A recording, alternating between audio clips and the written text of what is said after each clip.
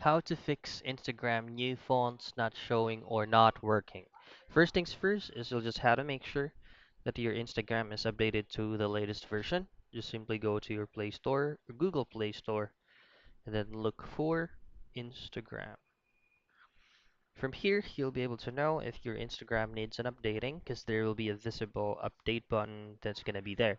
All you have to do is just simply press on that and it will automatically update by itself.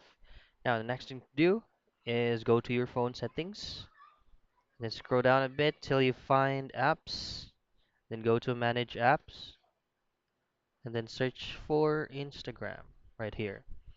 Now, simply clear all data and clear cache. And once you've done that, just try to check if the new font's already showing or working. If not, just simply uninstall this application right here.